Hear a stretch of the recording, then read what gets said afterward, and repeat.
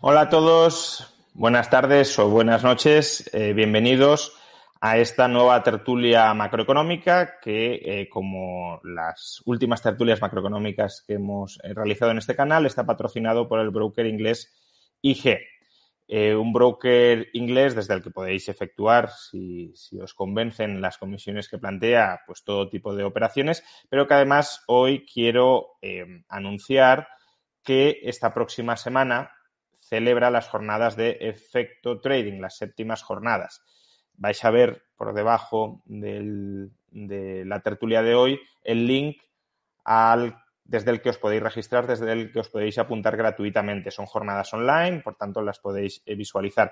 Y algunos de nosotros participaremos en ellas. Yo mismo estaré, también Daniel Lacalle, a quien muy probablemente conozcáis la mayoría.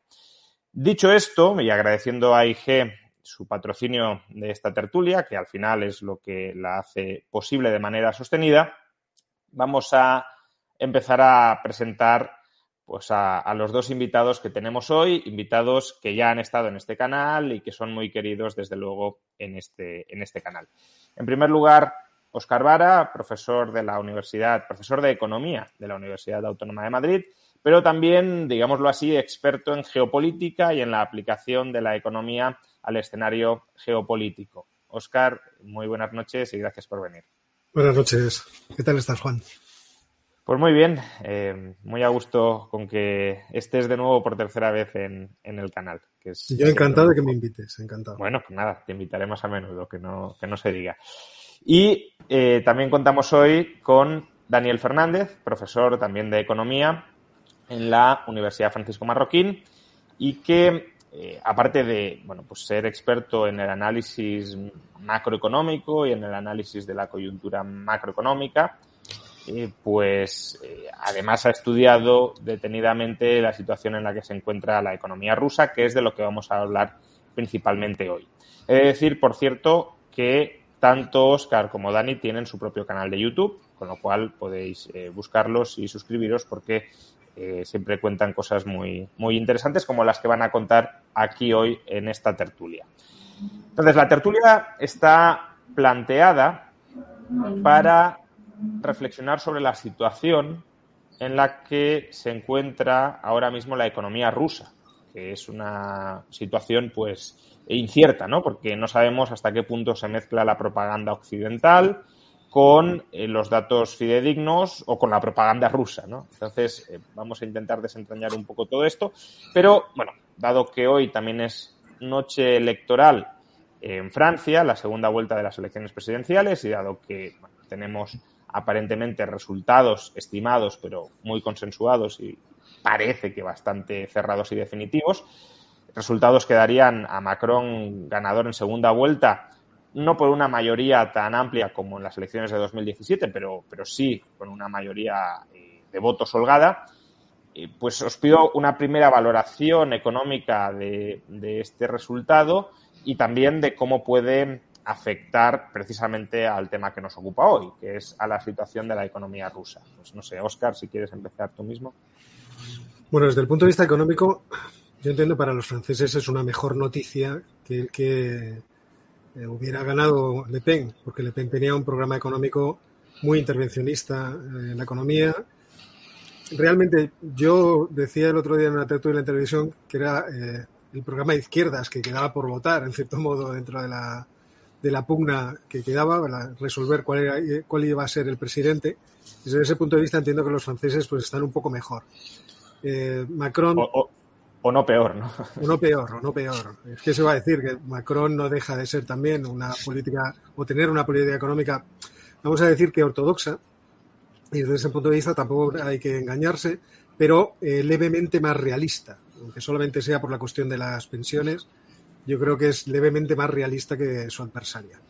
Y por otra parte entiendo que en el momento histórico en el que estamos, en el momento geopolítico en el que estamos, Marine Le Pen causaba una gran incertidumbre respecto a las alianzas que ahora mismo existen en Occidente respecto de Rusia. Y qué iba a deparar o hacia dónde iba a empujar a Francia teniendo en cuenta el momento geopolítico en el que estamos. Ella hablaba mucho de volver a retomar los lazos con Rusia una vez que se acabe la guerra, cosa que entiendo que muchos en Europa piensan igual, pero no lo dicen. Pero el problema es qué tipo de posición iba a mantener a día de hoy. Porque había advertido de que iba a sacar a Francia del mando operativo de la OTAN, es decir, de la estructura militar. Y por otra parte también sus ideas acerca de cómo renovar la Unión Europea, que en realidad sería salirnos de la Unión Europea e inventar otra cosa. Y también su intención de volver a poner todo tipo de fronteras y limitaciones para el tránsito de personas, de mercancías y de capitales, pues a mí me tenía preocupado, vamos a decirlo así, aparte de otras consideraciones que yo creo que en esta noche no vienen al caso. Sí, luego os preguntaré por el tema de cuál debería ser la postura de la Unión Europea una vez termine la guerra, si es que termina y esperemos que pronto, porque en este caso la postura de Le Pen, a mí me parece que Le Pen tiene posturas muy aberrantes en muchos aspectos, pero en este en concreto no creo que tan claramente sea una postura equivocada y Óscar mismo lo mencionaba, que probablemente otros muchos en Europa piensen lo mismo, aunque no se atrevan a decirlo. Y con la Unión Europea, pues lo mismo. Tampoco me parece que determinados modelos de Unión Europea que se planteaban o que se plantean desde lo que a veces se llama la derecha populista sean necesariamente malos modelos. El problema es lo otro que mencionabas, que son modelos que van asociados a restablecimiento de barreras migratorias, a los movimientos de personas y mercancías, pero si fuera una unión, por ejemplo, aduanera, respetando internamente la libertad de movimientos, pues quizás sería un paso adelante, aunque ahí también entran consideraciones geopolíticas que ahora mismo son muy relevantes, ¿no? Dani. Bueno, pues si lo que voy a decir, voy a partir de una premisa que es quizá Macron conlleva una postura más dura con Rusia y Le Pen más blanda. Si esto es así, la postura más dura en qué puede cristalizar y sería pues en unas sanciones, al menos mantener las que están ahora más tiempo, quizá, o ahondarlas, hacerlas más duras, mientras que probablemente Le Pen era la vía más reconciliadora con Rusia, ¿no? Entonces, la pregunta es cómo impacta esto a la economía, evidentemente, y lo que va a impactar, pues es lo que estamos viendo ahora, si se va a ahondar o no. Entonces, por ejemplo, el Fondo Monetario Internacional ya tiene unas estimaciones de crecimiento para el año que viene, que curiosamente coincide con la de los expertos rusos que hace el Banco Central de Rusia, que es que se va a caer la economía un 8,5% el año que viene. Y esto es su escenario base. El escenario base donde hubieran acabado, esto es interesante porque sacan el informe en abril y dice, suponemos que si hubieran acabado, nuestro escenario base es que se acaben las sanciones o al menos no sean más duras el 31 de marzo. Por lo tanto, su escenario base ya no funciona. Es decir, el escenario base, ellos están diciendo, básicamente, se va a caer la economía un montón y además, si esto no ocurre, se va a caer mucho más. Y ya esto no está ocurriendo. Entonces, desde este punto de vista, Macron quizá es un poco más duro en ese sentido. Puede caer más la economía rusa y puede impactar más las sanciones que ya están impactando en el precio de commodities, en el precio sobre todo de commodities de energía y alimentos, puede impactar mucho más de lo que, y la inflación puede llegar a tener un impacto puede llegar a tener un impacto mucho más negativo, es decir, que la inflación sea mucho más alta, derivado de extender estas sanciones o incluso, mantenerlas o incluso extenderlas. Que se mantengan o se incrementen las sanciones va a depender mucho de cómo evolucione la guerra. De si la guerra terminara en una semana, sería muy complicado que se incrementaran las sanciones y más bien, creo yo, iríamos hacia un escenario de no sé si de apaciguamiento, pero al menos de mantener lo que hay como poco. Y por eso, antes de empezar a hablar sobre todo esto, y dado que Óscar pues, entiende bien los asuntos geopolíticos, haznos un resumen de cómo está ahora mismo el frente militar. Es decir, ya lo hablamos en su momento, parecía que esto iba a ser una guerra relámpago, que se iba a arrasar con Ucrania en una semana. Ya llevamos casi 2 meses de guerra, porque fue el 24 de febrero. Rusia más bien se está replegando, no se está expandiendo, va redefiniendo cuáles son los objetivos de la campaña militar sobre la marcha. Ahora son objetivos mucho más humildes que los iniciales, que era básicamente colocar un gobierno títere en Ucrania. pero tampoco está claro que vaya a conseguir esos objetivos mucho más humildes. No está claro. Entonces, ¿a qué escenario vamos? ¿Vamos a un escenario de guerra muy larga y, por tanto, de sanciones también muy largas y quizá agravándose? ¿O vamos a un escenario de, bueno, pues van a buscar ya es inevitable que Rusia pierda, digámoslo así, y van a buscar algún tipo de salida digna que parezca o les permita cantar victoria? Yo creo que es muy difícil decir exactamente qué va a pasar. O sea, ahora mismo lo que sabemos son las intenciones de Vladimir Putin y de su ejército de tomar, en principio, una franja de aproximadamente 150 kilómetros de norte a sur que permitiría embolsar a una parte de las tropas ucranianas. Había un proyecto más ambicioso, aparentemente, de tratar de hacer una pinza entre Jersón y Kharkov que lograra embolsar a todo el ejército y, por lo tanto, que se quedara no solamente con todo el Donbass, sino prácticamente que hiciera que la ofensiva llegara hasta las riberas del Dnieper, pero esto parece que por ahora los rusos ni se lo plantean. Entonces están en un intento más modesto de lo que eran las intenciones iniciales. Lo que pasa es que es una zona, al parecer, fuertemente acorazada, las posiciones ucranianas son muy firmes y los avances que están realizando desde la última semana las tropas rusas son muy escasos. Por otra parte, el ejército ruso ha demostrado, en opinión de los expertos militares, que obviamente yo no lo soy, pero en opinión de los expertos militares, de gente que, en fin, ha sido teniente coronel y esas cosas en el ejército de los Estados Unidos, que parece que de estas cosas entienden bastante, parece que la eficiencia del ejército ruso es muy escasa y que su capacidad de coordinar adecuadamente todas las armas del ejército no es adecuada. No logran coordinar bien los ataques terrestres con los aéreos, no saben o no logran coordinar adecuadamente el suministro de todo tipo de elementos de logística para mantener los avances y, por otra parte, debe estar también la cuestión de la propia moral de las tropas rusas después de los combates. Se ha hablado mucho de las tropas que estaban retenidas en el asedio de Azovstal, en Mariupol, pero también es muy dudoso que unas tropas que han estado peleando 50 y tantos días a brazo partido contra unos soldados que, defendiendo su tierra, son especialmente, ¿cómo decirlo?, perseverantes, consideraciones de extrema derecha y nazismo aparte, que obviamente en el caso parece de Azovstal es donde están ahí radicados los miembros del batallón Azov, pues parece que tampoco es... ¿cómo decirlo? Es seguro que la moral de esas tropas rusas liberadas ahora mismo para poder ser utilizadas en otros sitios vaya a ser muy efectiva. Aquí es verdad que hay opiniones a todos los gustos. La guerra, todos sabemos que es un proceso vivo, que está en cambio, y si se produjera un rompimiento del frente ucraniano, pues a lo mejor los rusos podrían avanzar con mayor celeridad y nos podríamos encontrar con sorpresas. Pero todo hace pensar que no va a ser así, sino que estamos en un momento de estancamiento y que ese estancamiento incluso puede llevar a la derrota en el sentido de que no gana, de que no obtiene la victoria del ejército ruso.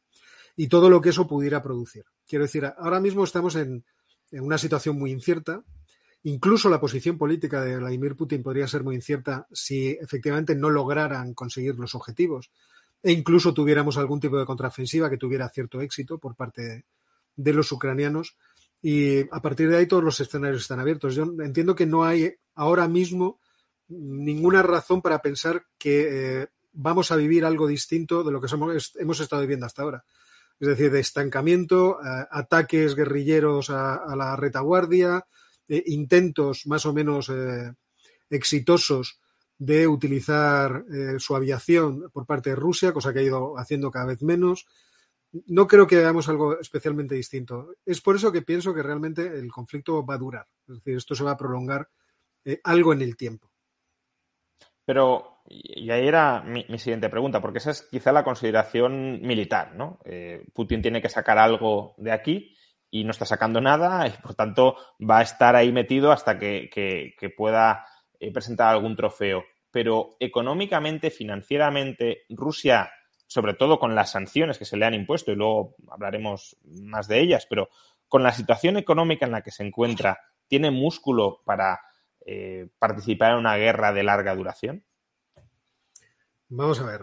Todos sabemos que los ingresos por hidrocarburos que no se han cortado y que previsiblemente no se van a cortar, por lo menos en su mayoría, porque dependen de la opinión alemana, y ayer pudimos leer el informe del Bundesbank que, vamos, prácticamente dice que nos olvidemos de que vayan a dejar de consumir ese petróleo y ese gas que les viene de Rusia, por razones que si quieres luego hablamos, porque sí, es verdad que existen razones objetivas. Otra cosa es que ahora se aproveche la circunstancia para recordar las presiones alemanas a Grecia en la crisis de 2008. Que en esto yo no me voy a meter, pero entiendo que también por el bienestar de otras economías es bueno que la economía alemana no entre en recesión.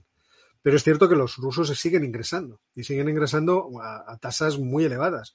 Desde el principio del conflicto hasta ahora, no me acuerdo dónde lo leí hasta mañana, ha ingresado Rusia 12.500 millones de euros, o de dólares, creo que eran euros, que no es poca cosa. Y si los cálculos son ciertos, a final del año estarán ingresando solamente por esta partida entre 250.000 y 320.000 millones de dólares. Desde ese punto de vista yo creo que dinero tienen. Otra cosa es que vayan a tener, por ejemplo, una tropa con la suficiente voluntad de victoria como para poder darle la vuelta a la situación de impasse que ahora mismo existe. Por otra parte, que tengan los elementos tecnológicos necesarios para poder seguir fabricando todo el armamento que necesitan. Porque lo que estamos viendo es que desde las sanciones de 2014, la modernización de las armas rusas ha ido por ciertas partes. Pero, por ejemplo, lo hemos visto en la Armada, no ha habido modernización. En los tanques no ha habido modernización. Ha habido innovaciones en los misiles, eso es evidente, ¿no? Los misiles hipersónicos y demás. Así que desde ese punto de vista yo creo que se van a encontrar con dificultades crecientes, pero en línea con lo que prometían las sanciones. Y no quiero adelantar argumentos, pero yo creo que vamos en línea de lo que decían las sanciones. Hay un efecto a medio y largo plazo, sobre todo sobre la capacidad productiva del sistema ruso, y ahí es donde creo yo que van a tener mayores dificultades, a menos que alguien les ayude. Luego podemos hablar también sobre eso. Pero vamos ya, porque además veo a algunos en el chat diciendo, pero esto es una charla de economía o sobre armas. Bueno, en este caso están muy relacionadas porque el frente militar influye en el frente económico y el frente económico en el militar. Hay una relación dialéctica entre ambas. Pero vamos propiamente con la economía. Dani, tú que has estudiado bastante de cerca, ¿cuál está siendo la evolución de la economía rusa, incluso la evolución sectorial de la economía rusa? Haznos un resumen de en qué estado se encuentra, porque aquí hay informaciones yo creo que bastante contradictorias. Rusia saca pecho de que está aguantando bastante bien, de que las sanciones no están haciendo mella, en parte por lo que nos decía Óscar, porque siguen ingresando muchísimo, siguen teniendo una caja registradora de en torno a 500 millones de euros diarios de ingresos, pero se han impuesto sanciones muy duras o bastante duras, que de alguna manera están consiguiendo burlar, pero ahí están. Muchas empresas occidentales se han ido de Rusia. Han tenido que subir los tipos de interés hasta el 20% para mantener el valor de la divisa, y todo eso tiene que generar un efecto. Entonces, ¿dónde estamos? Bueno, sí, menos mal que me preguntas de economía, porque yo solo estaba siendo hasta el momento un espectador aquí. Bueno, sí, pues mira, yo sí considero que, bueno, considero yo en medio mundo que el impacto es muy fuerte en la economía rusa.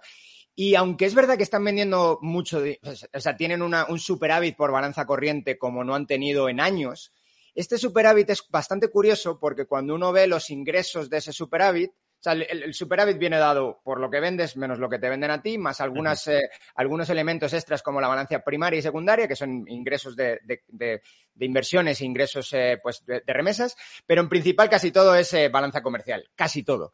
En esa balanza comercial sí se han caído los ingresos. Y esto es interesante porque se han caído los ingresos a pesar de que no se ha caído ni el volumen. Las sanciones no han ido a las principales exportaciones de Rusia, no han ido a la energía, ni se han ido... bueno, como digo, las sanciones no están ahí. Entonces, y el precio del petróleo pegó una subida importante, luego volvió a bajar, pero está todavía hoy algo más caro que antes del inicio de la guerra. Lo interesante aquí es que las commodities de Rusia sí tienen ahora, no lo tenían antes, pero sí tienen ahora un descuento bastante importante en comparación con otras commodities. Por ejemplo, el barril de los Urales tiene un descuento de un $30-40 en comparación con el barril Brent, cuando antes de la guerra estaban prácticamente igual, porque es un petróleo, se considera, aunque son diferentes, pero son de una calidad, económicamente son relativamente similares, tienen muy buena calidad los dos. Por lo tanto, cuidado, porque es verdad, Rusia sigue vendiendo, no hay sanciones ahí, pero quizá ha tenido que cambiar algunos compradores de su petróleo, no tanto del gas, que no es tan fácil, pero sí de su petróleo. Y aquí atribuís, perdonad que haga el paréntesis, pero por tocar ese tema, ¿a qué atribuís ese descuento en las commodities rusas? ¿Es un descuento por marca país? ¿Es un descuento por riesgo país? ¿A qué se debe todo esto? Yo creo que es un poco de las dos. Primero, si tienes capacidad de hacer la sustitución. En el gas no hay capacidad, al menos de corto plazo, de hacer la sustitución. Estados Unidos ya exporta todo lo que puede exportar, no puede más, su capacidad de gas licuado es ya el tope, y ahí no hay mucho donde sacar, pero si uno mira el ingreso de divisas por gas y el ingreso de divisas por petróleo, el principal es por petróleo. Entonces, claro, se estima, es difícil saber esto, pero se estima que están cambiando compradores y muchos países europeos están cambiándose a un proveedor norteamericano, mientras que Rusia ha tenido que cambiar a un proveedor, sobre todo a India. Claro, cambias un proveedor con menos capacidad, con poder adquisitivo, pues tienes que venderle más barato.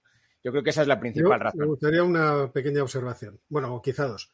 Una es que una de las, ¿cómo decirlo?, de las sanciones que se lanzaron contra Rusia estaba dirigida a que no hubiera incentivo a que los compradores adquirieran ese petróleo que no sabían si lo iban a poder cobrar, en principio. Y eso fue una cosa que estuvo en el principio de las sanciones. Una incertidumbre, no sabían los que tenían que adquirir los intermediarios, no sabían si realmente al final podrían cobrar el dinero del petróleo porque no sabían si iban a estar sujetos a sanciones. Y por otra parte luego estuvo el veto de muchas navieras. Acordaos que hasta Maersk dijo, mira, yo es que no me fío de esta gente, entonces no les voy a coger el petróleo. Y ahí fue el primer momento en que, porque fue inmediato, Rusia empezó a vender el petróleo con descuento. Me acuerdo que eran $20 el principio de ese descuento. Yo no sé si esto continúa siendo así. También existe por aquí una de las razones para que ese descuento haya crecido hasta casi $35 por barril, que no está mal como descuento. Luego hay otras dos circunstancias que yo creo son interesantes. Una, que la producción de petróleo en Rusia se está reduciendo. Si antes vendían 11 millones de barriles diarios, ahora me parece que están vendiendo 10. Incluso esta situación está bajando. Y es cierto también lo que decía Daniel, es decir, han encontrado nuevo cliente, especialmente en la India.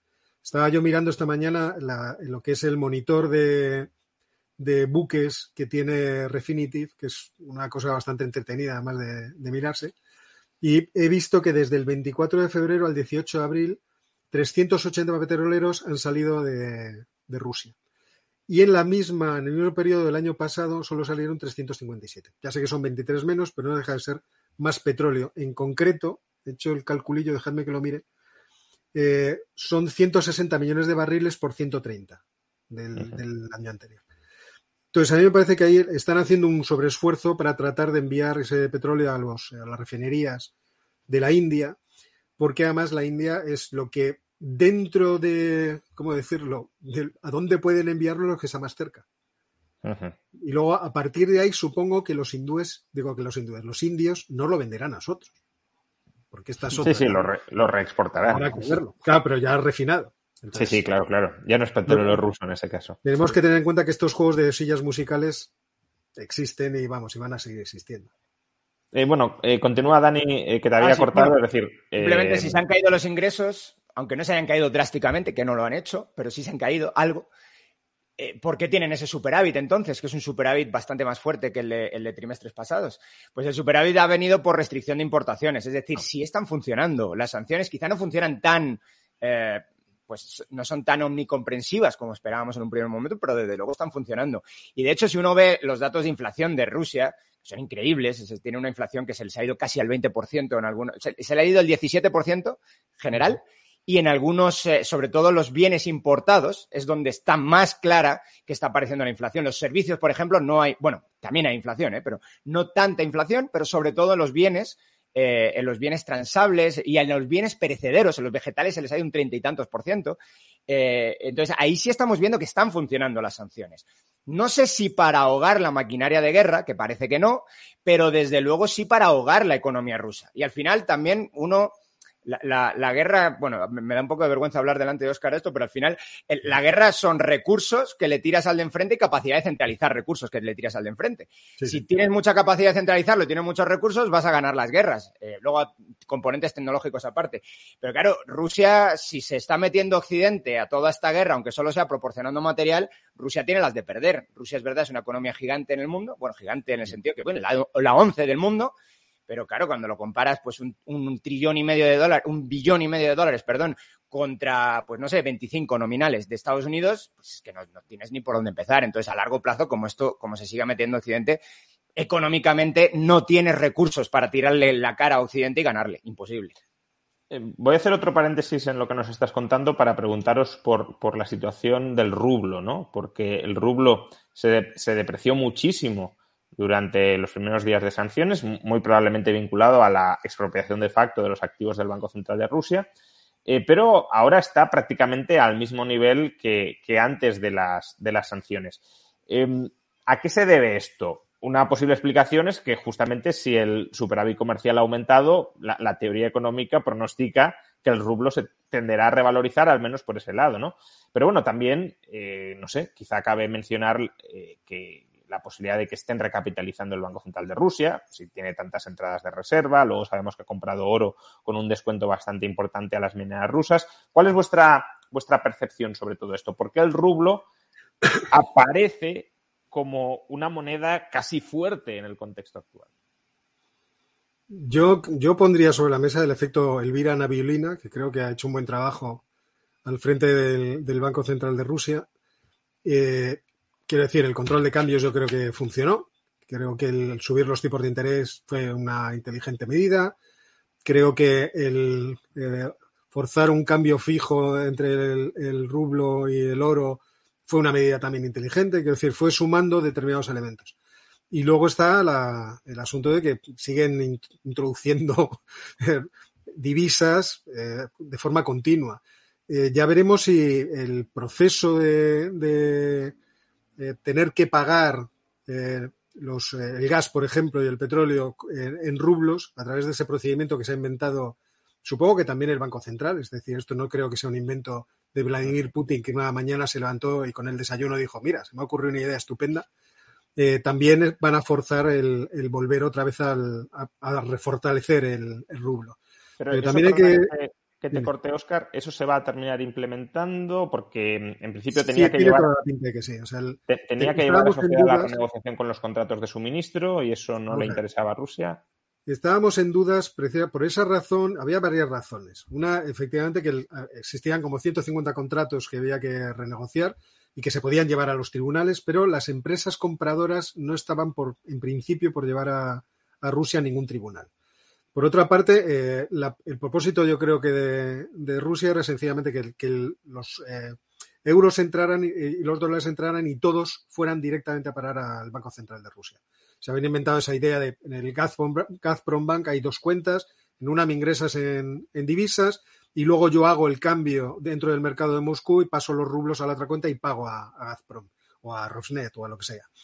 Entonces, desde ese punto de vista, yo creo que la idea era esa, en ese juego tratar de tener una demanda extraordinaria de rublos para hacer que el rublo se fortaleciera.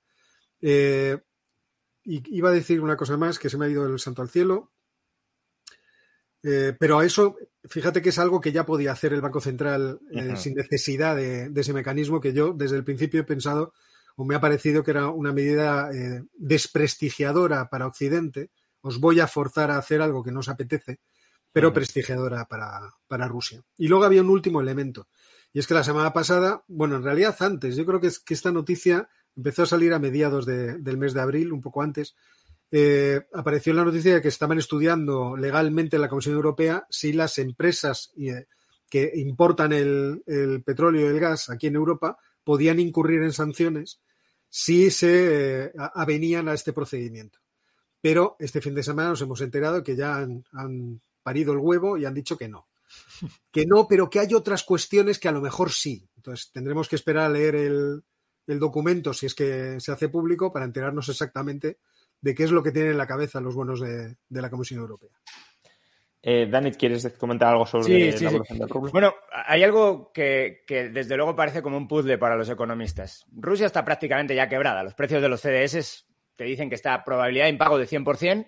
Incluso uno tiene que ajustar el otro, como calcula la probabilidad de impago, tiene que calcular que básicamente la capacidad de recuperación va a ser 0 para que salga el precio de los CDS ahora, porque es una cosa casi obscena el precio que están ahora. Entonces, ¿cómo puede estar casi quebrado un Estado y que su moneda se esté apreciando? Esto es raro. Entonces, las cosas más interesantes que yo he visto es que básicamente el precio del rublo no es un precio. Básicamente está tan intervenido el mercado que ya no es para nada un precio. De hecho, yo tengo por aquí el volumen de intercambio en el mercado de divisas, y el volumen de intercambio antes de que hubiera siquiera sombras de guerra era aproximadamente 4.000 millones de dólares al día de intercambio en euros y dólares, estoy hablando ahora. Cuando empezaba a haber sombras de que iba a haber guerra, allá por febrero, antes de que hubiera efectivamente guerra, el volumen de intercambio se duplicó, llegó entre 6 y 8, entre un 50 y un 100% más, entre 6 y 8 mil millones de dólares, y en los primeros días de la guerra llegó a 12.000 millones de dólares. Probablemente la mayor parte de esos eran ventas. No sabemos exactamente cuánto estaba el Banco Central poniéndose en otro lugar. Hay estimaciones de que hay veces que sacaban un mil millones de dólares al día, y en el momento en el que ponen las sanciones, las contrasanciones que llamaron ellos, es decir, en el momento que ponen el control de capitales, ese mercado se queda aproximadamente en 2.000 millones de dólares.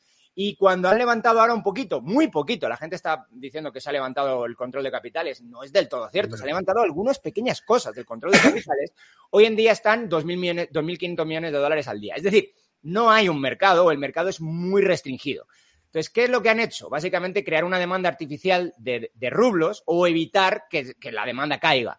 ¿Cómo? Pues evitándole a los importadores o a cualquier persona que pueda sacar más de 10.000 dólares de su cuenta, evitando a los brokers, que ahora se los han vuelto a permitir, pero con muchas restricciones, evitando a los brokers vender moneda extranjera, por ejemplo, evitando también a los brokers o a bancos, evitando también a los brokers que los extranjeros puedan vender cosas, activos rusos. Entonces, todo eso ha generado una demanda que está, si lo quieres ver así, es una demanda atrapada en el rublo.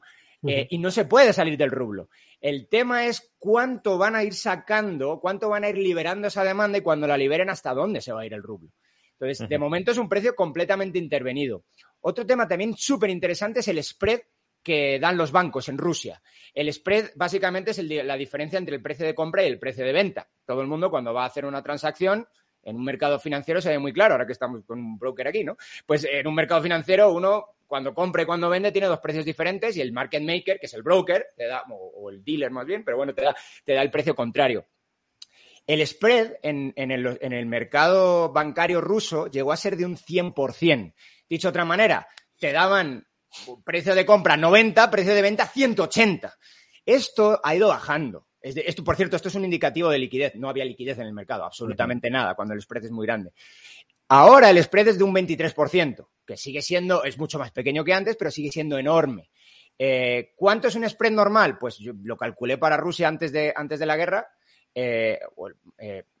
Antes de la guerra y antes de los problemas, es decir, en enero, básicamente, y era de un 3-4%. Es decir, estamos todavía en un mercado tensionado por el lado de la demanda y restringido por el lado de la demanda. Entonces, esto es lo que hace que el rublo esté fuerte, ninguna otra cosa. No, estoy completamente de acuerdo, porque además se veía inmediatamente, o sea, cuando empezó a recuperarse, la forma de verlo es precisamente saber cuál era el volumen, enseguida te das cuenta de que cualquier pequeño movimiento iba a corregir mucho el precio al alza. Con lo cual estoy completamente de acuerdo. Hay una cosa, sin embargo, que no sé cómo la veis vosotros, y es que refiriéndonos a la cuestión del default, del posible default de Rusia, es un default que en realidad está más provocado por todos los límites, me parece a mí, todos los límites que está poniendo los Estados Unidos a que se pueda pagar ese tipo de pago, esa deuda que tiene Rusia, que otra cosa. O sea, hemos visto cómo está poniendo barreras desde el primer momento para que incluso los bancos que hacen de corresponsales no puedan hacer ese trabajo de corresponsalía. Desde ese punto de vista, claro, es que hablar, por ejemplo, de que Rusia está en bancarrota, no va a poder pagar, es un poco acordaos del primer pago que empezó a causar este tipo de comentarios, 117 millones de dólares. Yo decía, ni que fueran Mali. O sea, Mali tuvo un impago de 100 millones, pero porque no podían. O sea, efectivamente no tenían dinero para pagar. De todas formas, hay que decir que las agencias de rating que hablaban de alta probabilidad de impago, yo creo que hablaban más en el sentido de que Rusia deliberadamente fuera a impagar como contrasanción, de que no tuviese capacidad para pagar, ¿no? Efectivamente, 100 millones de dólares cuando está ingresando 5 o 6 veces más al día por venta de hidrocarburos, pues no parece que sea una cuantía muy importante. Pero sí, efectivamente, si hay impago, será o bien porque se imposibilite el pago desde el lado de las sanciones occidentales, o bien porque Putin diga, bueno, pues me expropiáis los activos, pues yo os expropio vuestros activos, que son mi deuda, ¿no? Bien, pero sigamos con el análisis, Dani, de la economía rusa, ¿no? Porque nos has hablado del sector exterior, que efectivamente el saldo comercial se ha incrementado por hundimiento de las importaciones como consecuencia del efecto de las sanciones, pero eso es, digamos, la economía de cara al exterior, pero la economía de cara al interior, ¿cómo está? Porque las sanciones también afectan, los tipos de interés altos también afectan, la huida y la paralización de la actividad de muchas empresas occidentales también afecta. El clima de incertidumbre también afecta. Es decir, todo esto, ¿en qué se está traduciendo? Antes hablabas de una caída esperada del 8,5%, pero nos vamos a ir a más. ¿Qué sectores están sufriendo más? Sí, bueno, hubo un corralito. No llegó a ser corralito, pero hubo desde luego una salida masiva de depósitos.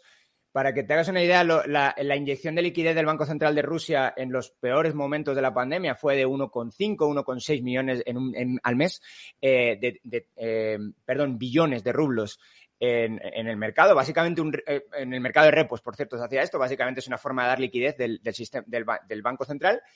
En marzo fue de 44 millones de rublos. 44 billones. Es que esto es interesante. Billones de rublos. Multiplicó por 30 los peores problemas de la pandemia. Es decir, sí hubo desde luego una crisis brutal, una incertidumbre increíble y la gente se asustó tanto que sacó todo lo que pudo sacar. No hubo muchas restricciones a sacar rublos, pero sí había, como estaba comentando antes, muchas restricciones a sacar dólares. También es interesante que comentemos que las restricciones a sacar dólares era hasta $10,000 y el 90% de las cuentas en Rusia tienes menos de $10,000. Por lo tanto, toda esa gente sí pudo sacar los dólares y muy probablemente los sacó. Por lo tanto, lo que ha estado haciendo el Banco de Rusia es ir sacando toda la liquidez que iba pudiendo para, de alguna manera, todo el vendaval que había de salidas de depósitos, pues que los bancos privados pudieran navegar en eso. ¿Qué otras cosas ha tenido que hacer y que han impactado mucho? Que lo estaba comentando antes también, Óscar, que ha impactado mucho la economía rusa. Tuvo que subir el tipo de interés al 20%, ahora lo ha bajado un poquito al 17%, pero sigue siendo unos tipos de interés que da igual que hagas, o sea, no hay, o sea, muy pocos deudores van a poder pagar esos tipos de interés. Por lo tanto, es evidente que, por cierto, una cosa también súper interesante, antes de que se me olvide contar esto, el mercado de crédito ha estado súper activo en Rusia. Es decir, no ha decrementado la cantidad de créditos, sino todo lo contrario, ha incrementado mucho. Y ha incrementado porque sabemos que el Banco Central de Rusia quizá mueve el tipo de interés de corto plazo, pero tarda más en mover el de largo plazo. De hecho, ahora mismo está completamente invertida la curva de tipos, que ya sabemos que eso es una señal muy clara de recesión.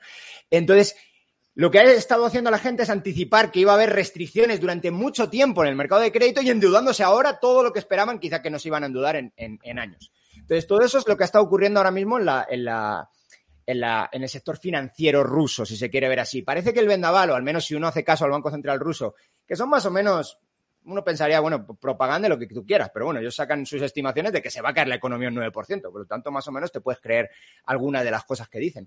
Entonces, esto lo que ha hecho es que quizá a cortísimo plazo no se ha notado demasiado en la actividad económica y también durante un tiempo muchas empresas parece que están siguiendo, esto sí es evidencia más anecdótica que otra cosa, muchas empresas siguen pagando nóminas y tienen a los empleados contratados sin tener actividad.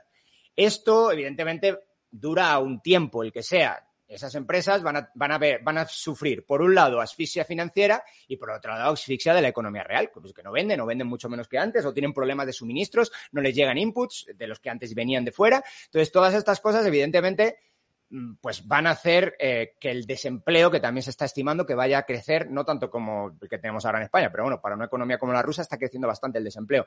Entonces, pues como digo, se ve complicado el panorama a corto plazo complicadísimo y a medio plazo también.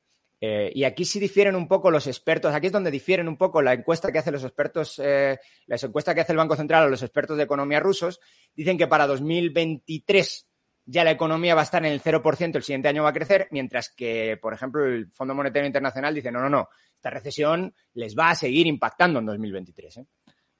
Pero, bueno, antes de formular la pregunta, animaros a todos los que os esté gustando esta tertulia a que le deis like para que, bueno, de alguna manera tenga más visibilidad en la red y pueda escucharla más gente. Juan Ramón, veo que mi imagen está pestañeando. Me sacas un momento, voy a cambiar la cámara, debe ser la tarjeta gráfica que tengo aquí, vamos, la capturadora de vídeo, y trato de ponerme con una webcam. Muy bien, ahora nos vemos entonces, Óscar. Bien, pues bueno, puedes seguir entonces, Dani, con tu exposición, porque antes me comentabas que querías enseñarnos algunos gráficos sobre cómo está impactando la crisis en Rusia y, bueno, dado que ahora Óscar está un poco fuera de juego, pues puede ser un buen momento. Vale, pues si me das... No he preparado presentación, pero lo que tengo es un gráfico hecho en Excel, así que venga, pues lo voy a compartir. Compartir pantalla. Vamos a ver aquí. Se debería estar viendo mi pantalla de Excel ahora mismo, supongo, ¿no? Vale. Bueno, pues esto es lo que os comentaba antes, la balanza de pagos de Rusia, lo voy a hacer un poquito más grande. Esta es la balanza de pagos de Rusia y vemos cómo ha ido cambiando exportaciones en amarillo, en rojo las importaciones y vemos cómo, pues, sí se han ido, después de 2020, pues claramente esto es un efecto también clarísimamente precio. De aquí a aquí lo que hay es un efecto, pues, incremento muy fuerte de las materias primas, especialmente de las que exporta Rusia. Entonces, claro, pues la balanza por cuenta corriente, que es esta parte que tengo aquí abajo, pues están generando una cantidad de dólares brutal. Por cierto, esto es un periodo, pues, muy estable del rublo. El rublo no se había movido de precio.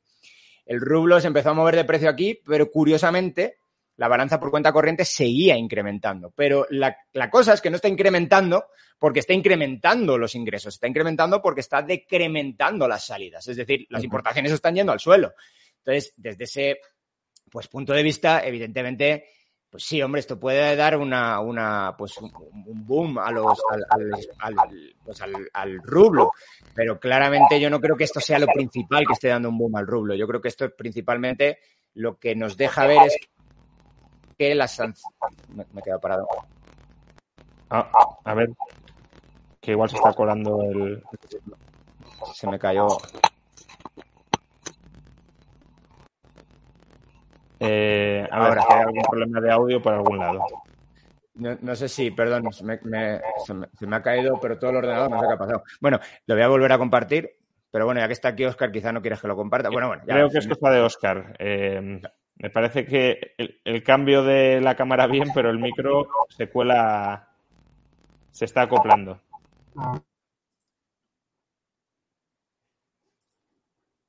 Bueno, sigue, Dani, a ver que Óscar solucione después de la cámara el micro. Quisiera compartir pantalla. Ahí está, ya la he vuelto a compartir. Ok, bueno, pues como os decía, balanza de pagos está ahí. Entonces, yo creo que más bien lo que está pasando, mi interpretación del tema también, evidentemente estos son datos, los puedes interpretar de un millón de maneras.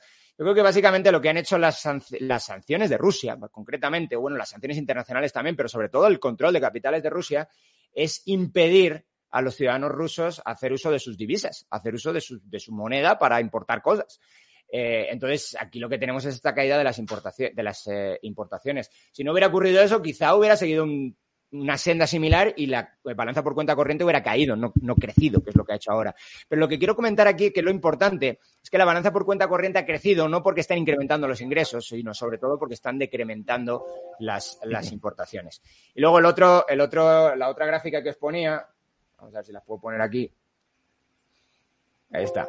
Estos son los repos, que son, como digo, pues y estos sí son billones, o sea, bien puestos, ¿no? En términos españoles. son billones de rublos que, como vemos, pues estos son los peores momentos de extensión de liquidez del Banco Central en la pandemia, y esto es, pues si lo ponemos ya, fíjate, esto es la pandemia, pues casi ni se nota en comparación con el increíble pico que pegó en marzo, ¿no? En abril parece que la situación se ha estabilizado bastante, también en parte porque ya la gente que podía sacar su moneda ya la sacó, pero desde luego siguen siendo muy altos por cierto, esto es solamente hasta el 18 porque no hay más datos, ¿no? Hasta el 18 de abril. Es decir, este dato probablemente va a estar más alto. Probablemente va a estar más alto que el de febrero. Entonces, bueno, esto es un poco lo que... bueno, y aquí si quieres ver pues ya está Óscar, así que no sé si quieres que se siga contando aquí cosas. Pero bueno, esta es la probabilidad implícita de default de Rusia. Con un 40% de recuperación de la inversión, los CDS nos están indicando que hay un 100% de probabilidad de impago. Ya hay un evento de crédito, desde luego, y ese evento de crédito queda por ver. Hay una, pues, ¿cómo decirlo? Hay una cláusula en los bonos rusos, como casi en cualquier bono, no todos, pero bueno, la mayor, que te dice que tienes 30 días de gracia. Esos 30 días de gracia, si no estoy mal, cumplen el 4 de mayo. Estamos a 24 de abril. Entonces, para que haya un evento ya, pues, un default oficial, tendríamos que esperar hasta el 4 de mayo. Es interesante que no se sabe si los CDS van a poder pagarse. Se estima que hay unos 6.000 millones de CDS por ahí circulando de Rusia. Un CDS, por cierto, es un seguro de impago, es igual que un seguro de impago. Entonces, tú contratas un seguro de impago, tú compras un bono de Rusia, no me fío de Rusia, contrato un seguro de impago contra Rusia. Ese seguro de impago, usualmente, lo emite un intermediario financiero, que suele ser o un banco de inversión o una aseguradora. Esto lo sabemos desde que quebró AIG en 2008, después de que quebrara Lehman Brothers, que esto es peligroso, muy peligroso, porque algunos bancos o algunas aseguradoras pueden tener mucha exposición mucha exposición básicamente es que hayan asegurado muchos títulos que aseguran el impago de Rusia, y si Rusia impaga lo tienes que pagar tú. Entonces, se estima ahora mismo, esto es algo que también hace el Fondo Monetario, que el peor país sería Austria. Austria tiene aproximadamente un 4% de sus activos o bien con garantías o bien con una contraparte rusa. Entonces, un 4% es un montón para la banca, porque más o menos el capital de un banco es ese. Capital ponderado por riesgo será diferente, pero el capital como tal debe ser un 4 o un 5%, probablemente menos. Entonces, si no digo que también se vaya a ir todo el valor, pero con que se vaya una parte sustancial de ese valor, el banco está o infracapitalizado o debajo del agua. ¿Te estás refiriendo a que es el 4% de todos los activos del sistema bancario austríaco o de algunos bancos austríacos? Del sistema bancario austriaco. Algunos bancos austriacos mucho más. Sí, de hecho, casi todo esto es un gran banco austriaco. Sí, eso es.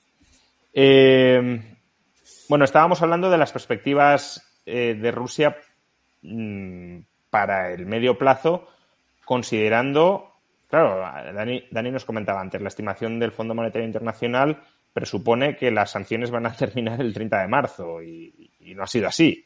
Entonces, esto cada semana que se prolonga el conflicto y se prolongan las sanciones es más sufrimiento para Rusia. Entonces, ¿hacia qué escenario económico puede ir Rusia si se prolonga la guerra, se prolongan las sanciones? Porque antes Óscar también nos decía, bueno, las sanciones están funcionando como se esperaba que fueran a funcionar. Bueno, ¿cómo se esperaba que fueran a funcionar y qué implicaciones tiene eso para la fortaleza a medio o largo plazo de la economía rusa? Bueno, las primeras que se pensaba que iban a funcionar extraordinariamente eran sobre el sistema financiero y efectivamente no han funcionado como se preveían. Yo lo que me refería es al impacto en el medio plazo de lo que estaba diciendo Daniel, del problema con las importaciones. Eso que son en realidad una especie de autosanción que uno se hace, ya pues no me da la gana venderte y ahora te vas a fastidiar. Esto va a tener un efecto, es además lo que no solamente prevemos nosotros, también lo prevé el Banco Central de Rusia, un fuerte efecto sobre la capacidad productiva del sistema económico ruso. Iba a decir soviético, que de vez en cuando uno pensando en Putin se le va la idea a donde no debe.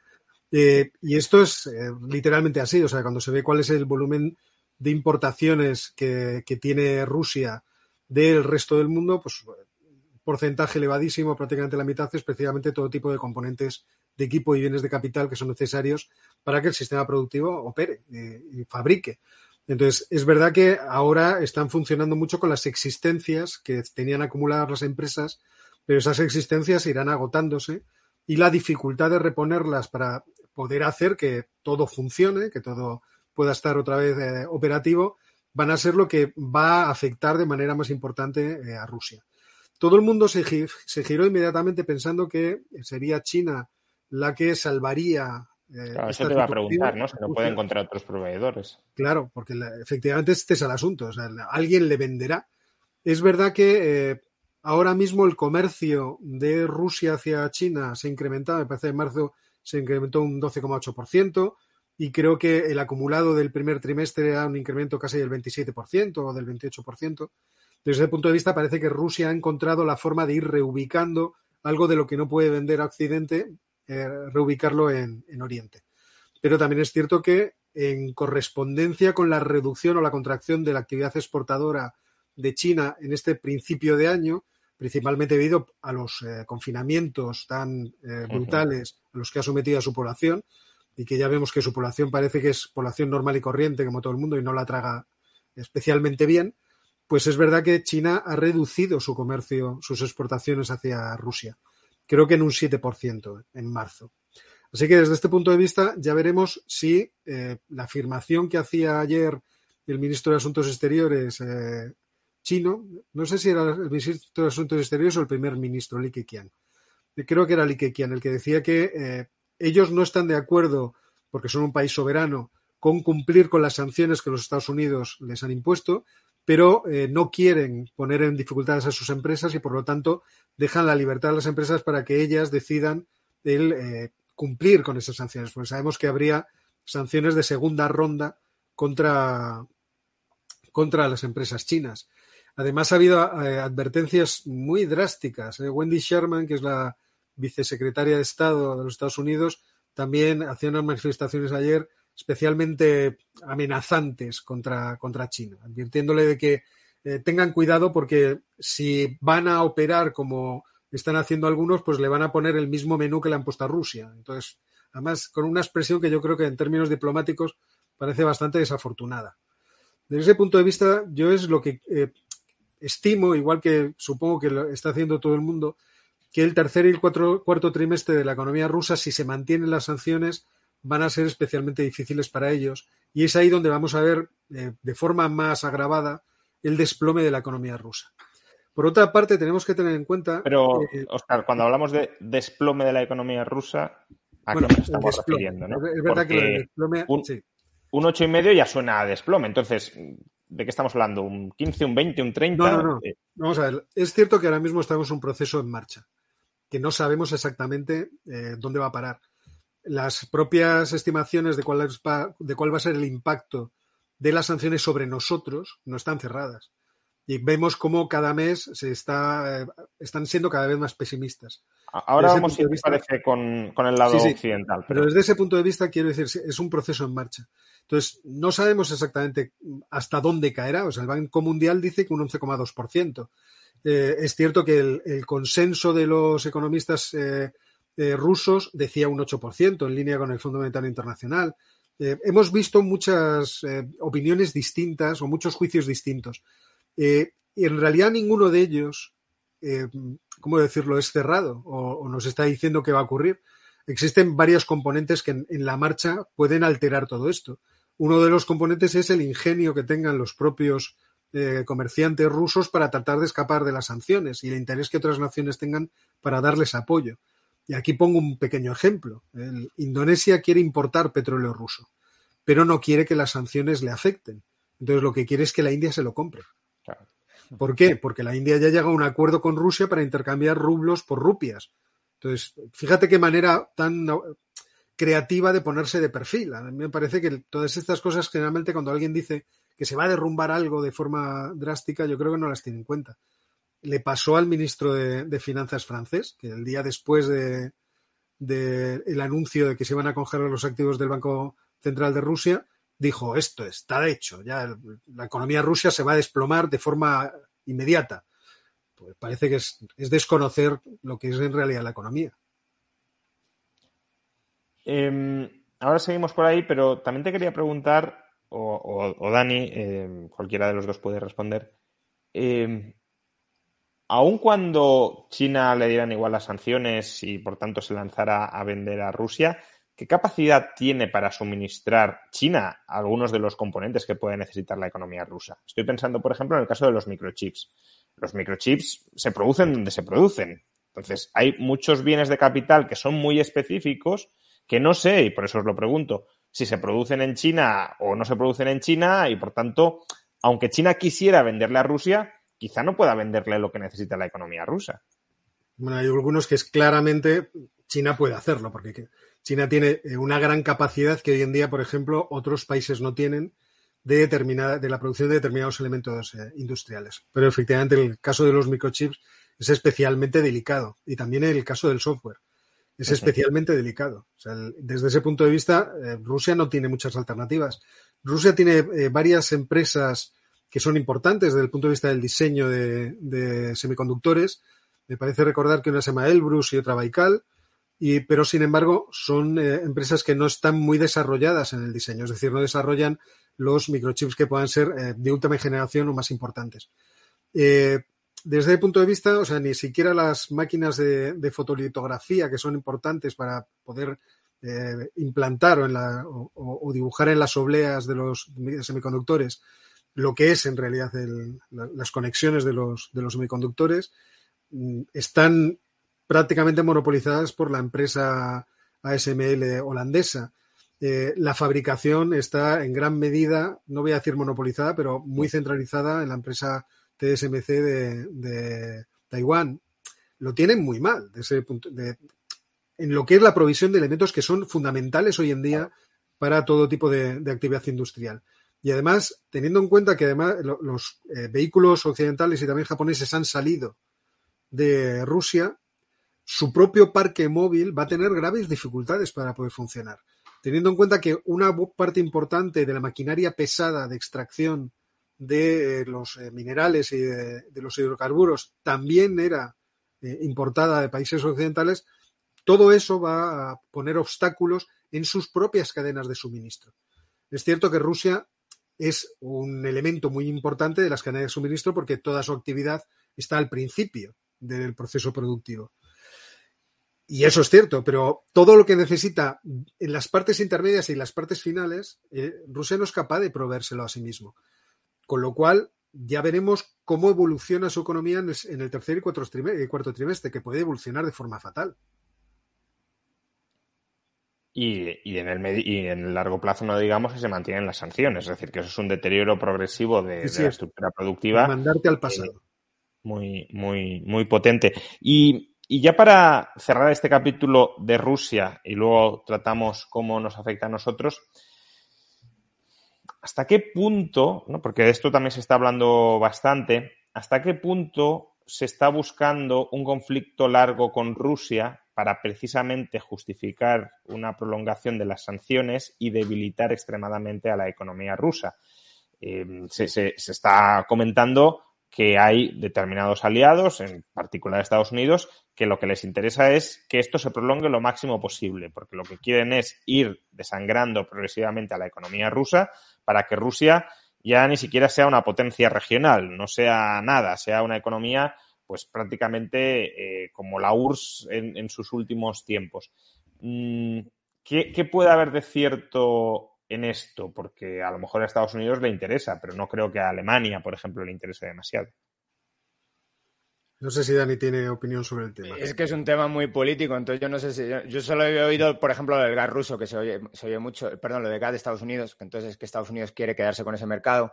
Bueno, podría ocurrir, pero lo cierto es que yo creo que yo solo voy a hablar de esa aproximación porque es lo único que puedo comentar sobre esto, pero la idea es que ya están exportando todo lo que pueden y ya el precio fuera de Estados Unidos es, bueno, tanto en Asia como en Europa, es aproximadamente aproximadamente 10 veces el precio de Estados Unidos. Por lo tanto, todo lo que pueden exportar ya lo exportan y no pueden exportar más porque necesitan más capacidad de licuefacción y no la tienen. Entonces, no sé si esa teoría de la conspiración se mantiene, la verdad. Yo no soy muy partidario de las teorías de la conspiración. O sea, ¿realmente alguien cree que los Estados Unidos estuvieron empujando a Rusia para que Rusia se metiera en esto?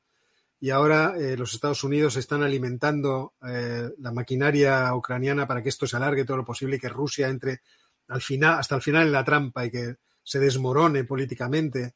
A mí me parece que me parece un juego muy ¿cómo decirlo?, muy difícil de poder crear.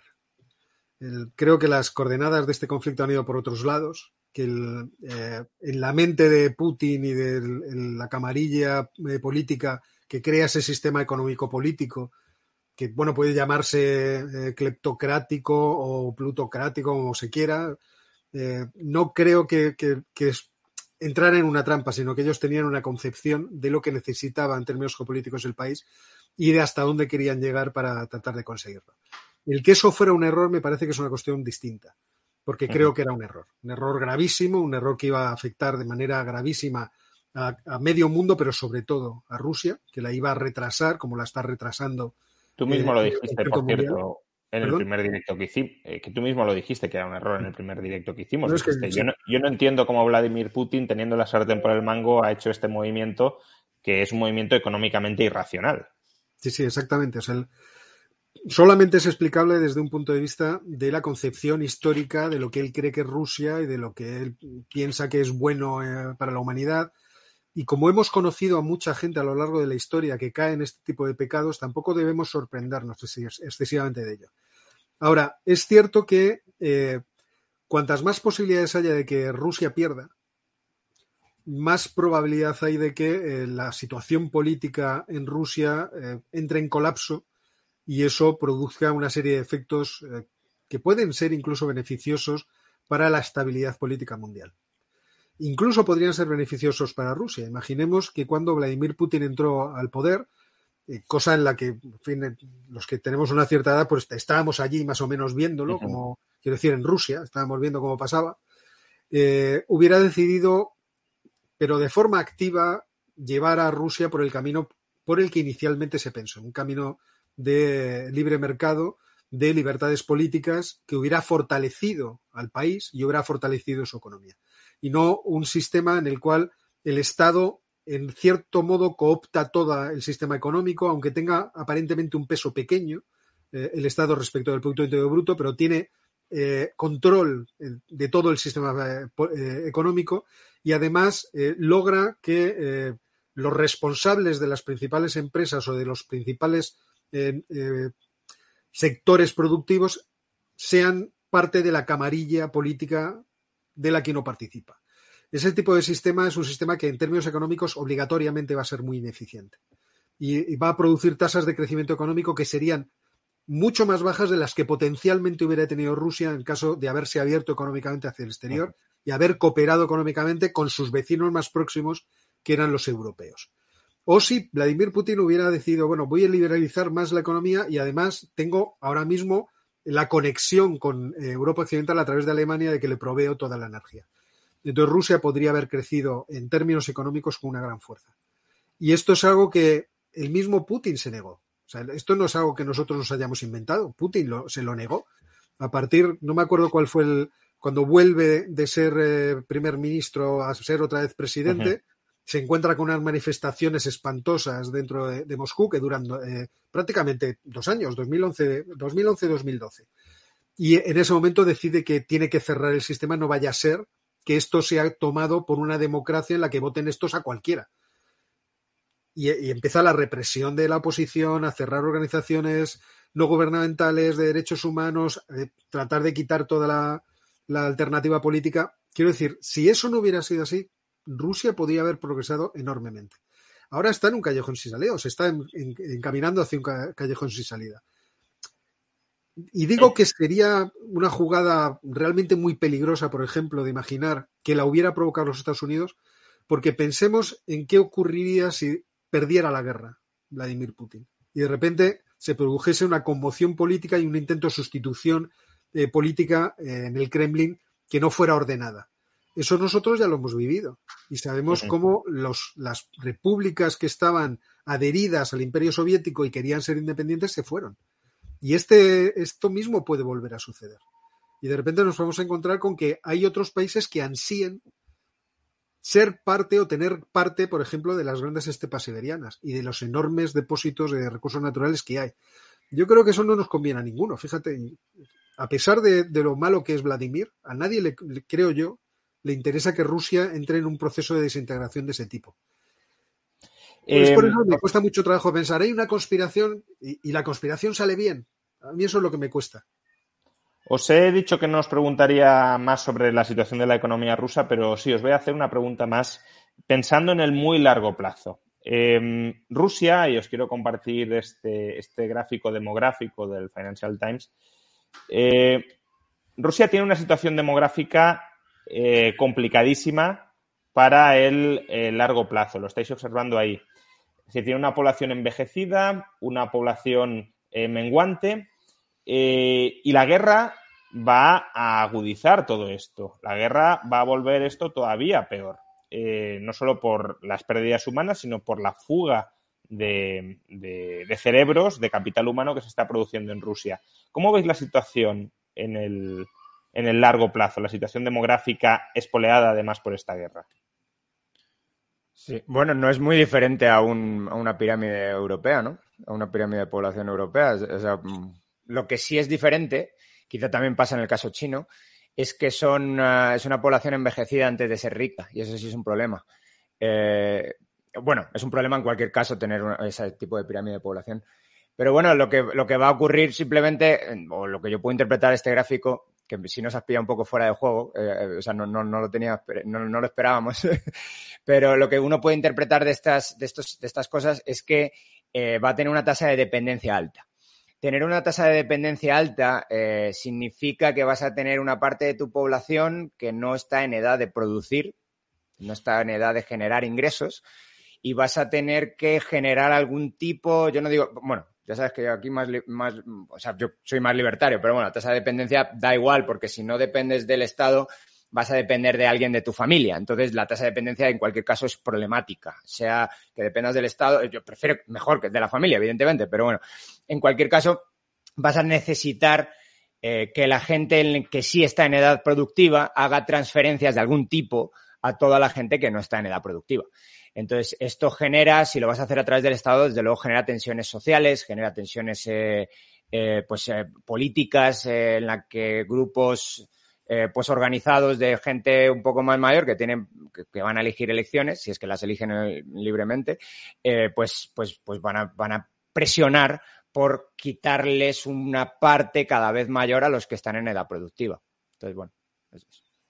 Rusia lo tiene en figurillas, como diría un argentino. Lo tiene muy mal. Y lo tiene muy mal desde el punto de vista de que no va a tener suficiente masa poblacional para mantener cohesionado un territorio que es demasiado grande. El asunto social o de estado del bienestar, yo creo que a Rusia no debe preocuparle porque estado del bienestar no tiene.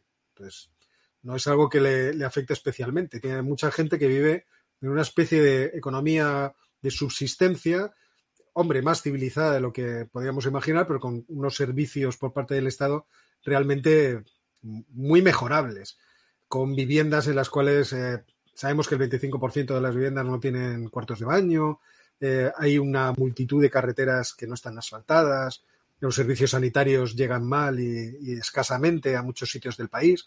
O sea, y eso no olviden que la Unión Soviética supuestamente había llevado a Rusia al primer mundo. Bueno, fíjate que en 1991 Rusia, el peso del Estado en Rusia era el 95%, ¿no? del gasto público. En 1992 cayó al 30%, cuando se liberalizó todo aquello. Y la situación en realidad no cambió excesivamente, quiero decir, de un momento al otro. Pero no, hoy en día es una situación muy parecida. Por eso precisamente esta corporación estatal en la que consiste el gobierno ruso es capaz de generar bienes en una determinada dirección, igual que sucedió en el pasado. Es cierto que ahora no se preocupa de muchas otras cosas y que genera obviamente el sector privado, pero lo que crea la actividad económica principal de la economía, eso lo tiene bien cogido, lo tiene bien pillado el gobierno ruso. Desde ese punto de vista, la evolución demográfica de muchas partes del mundo deja bien parado exclusivamente a los Estados Unidos. Porque China también está en un proceso similar. Cuando la gente dice China es el futuro, China es la potencia del futuro, yo me lo iría mirando, porque los Estados Unidos le dan por muerto demasiado pronto. No me parece a mí que sea muy realista dar por muerto a los Estados Unidos. Eso sí, los europeos no estamos mucho mejor, más bien estamos parecidos. Entonces, pero esto es otra cosa. Entonces, estoy de acuerdo contigo. Para largo plazo, la economía rusa lo tiene muy mal. Lo tiene muy mal, incluso te diría el propio Imperio ruso lo tiene muy mal. Vamos ahora con cómo lo tenemos los europeos. Antes, Óscar, mencionabas las estimaciones del Bundesbank sobre qué ocurriría si se incrementan todavía más las sanciones y vamos a un embargo energético pleno. Habladnos, si podéis, de, primero, cómo están afectando ya las sanciones. Claramente han afectado algo, pero según las estimaciones del Fondo Monetario Internacional tampoco es dramático. El caso de Alemania pues deja de crecer 1,5 puntos, que hombre, no está mal, pero claro, comparado con Rusia, que es una caída de 11 puntos en la previsión de crecimiento, pues hay mucha distancia. En el caso de España es 1 punto. Entonces, ¿están afectando? ¿Cómo están afectando? ¿Van a ir a más si se prolonga la guerra? De la misma manera que también van a dañar más a Rusia, también nos van a dañar más a nosotros, o estamos siendo capaces de buscar alternativas para escaparnos de la dependencia que teníamos de Rusia. Y luego también comentadnos, pues eso, y si vamos a mayores sanciones, como parece que vamos a ir, ¿qué implicación va a tener todo esto? Ok, bueno, no sé si... Taca. Okay. Bueno, yo creo que al final la pregunta es ¿qué nos vende Rusia? Y si podemos sobrevivir sin eso. Y para eso necesitamos dos cosas. Una, analizar factores de demanda, es decir, cómo de sustituible es lo que nos mandan. Y eso es lo que los economistas llaman elasticidad. Y por otro lado, factores de oferta, que también hablamos de elasticidad, que son básicamente... Hay alternativas. Es decir, en algún otro sitio producen esto y pueden incrementar la producción. Y la producción puede incrementar en cualquier otro lugar. De algunas cosas muy concretas, como puede ser, por ejemplo, níquel, es mucho más complicado, pero de otras cosas, por ejemplo, trigo, pues lo hará a un precio superior, con menor eficiencia económica, un poco lo que estaba comentando antes Óscar, pero que puede existir, puede existir. Ahora bien, la pregunta es ¿en qué tiempo? En el cortísimo plazo, el trigo ya vas tarde, porque lo tenías que haber plantado antes. Entonces ahí, desde luego... En un año vamos a tener, o es posible que haya problemas en el suministro de alimentos. Y de hecho los precios ya lo están reflejando, precios del maíz, del trigo. El trigo tocó un tope, volvió a bajar, pero sigue muy alto. El maíz está más alto que nunca. Entonces, esas cosas, desde luego, lo que tienen son muy intranquilos a los mercados y con toda razón del mundo. Y luego tenemos otras mercancías, sobre todo productos energéticos, que también pueden tener sustitutos, pero que igual el sustituto no va a estar disponible a corto plazo. ¿Por qué? Porque pues muchas veces necesitas una inversión de capital con un periodo de maduración relativamente largo. Por ejemplo, en el caso más extremo es el del gas. Pues, ¿qué necesitas para el gas? No solamente necesitas el potencial de tener gas en el lugar, sino llevarlo al lugar. Llevarlo al lugar hay dos formas. Un gasoducto, que se tarda bastante tiempo en hacer, es barato de transportar, pero se tarda bastante tiempo en hacer. Y, por otro lado, el gas licuado, que se tarda quizá menos en hacer, pero también bastante. Es decir, para el gas licuado necesitas varias cosas. Lo primero es una central que lo licúe en el sitio donde se produce, un barco especial también, que no es fácil producirlo y que tarda aproximadamente 2 años en producirse cada barco, y luego una regasificadora se están llamando, ¿no? Que es lo que ya tiene algo de infraestructura España. Lo que no tiene España es capacidad de enviarlo luego a ningún otro lugar más que a Marruecos o Argelia, pero Argelia viene, no va. Entonces, no, cuidado porque no hay esa capacidad ni de corto ni siquiera menos de medio plazo. Probablemente en 2 años podemos tener algo disponible, antes no. Ese es el peor de los casos. Para el carbón, pues un poco lo mismo. China podría producir mucho más carbón. En algunos lugares que ya produce carbón como Australia podrían incrementar la producción, pero ¿cuánto más? ¿Para suplir todo el mercado ruso? Pues probablemente también a corto plazo no. Por lo tanto, ¿de dónde vienen los problemas? El problema no viene de la madera, que por ejemplo Rusia exporta el 9% de la madera mundial. Ahí hay una capacidad o de mover la demanda o también de mover la oferta a otros lugares. En otros sitios no.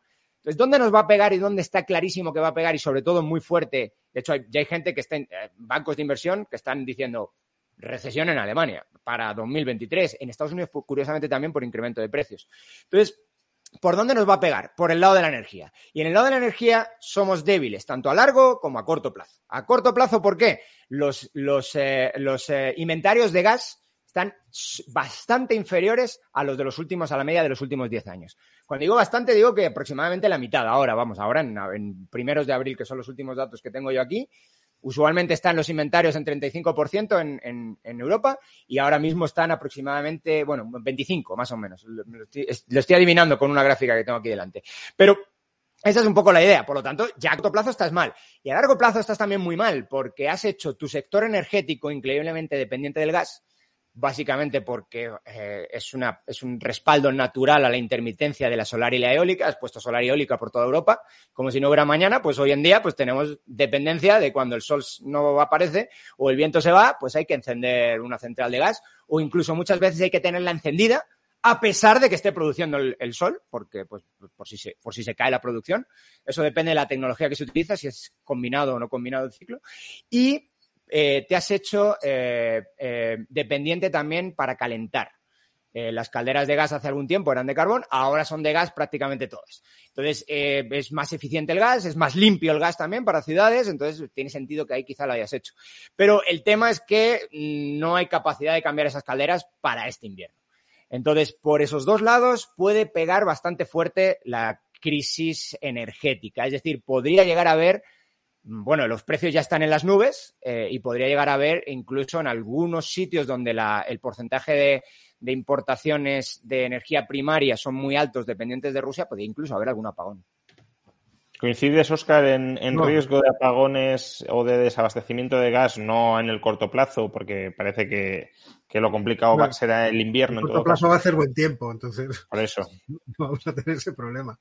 Bueno, pero la industria podría llegar a tenerlo. Lo que pasa es que como el consumo doméstico va a ser tan bajo, pues no, efectivamente. Ahora lo que tenemos es el peligro para el próximo invierno, especialmente situado en los países del este de Europa y en Alemania. O sea, los dos elementos más débiles son Alemania y Austria, seguramente. Hungría no, porque Hungría se aviene muy bien a la convivencia con Vladimir Putin y no creo que corra absolutamente ningún peligro. Ni Serbia, que también tiene una enorme dependencia energética, pero no es parte de la Unión Europea.